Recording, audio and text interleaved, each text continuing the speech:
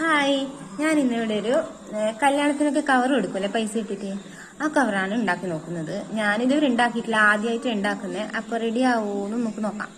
അപ്പൊ വീഡിയോട്ട് പോവാം.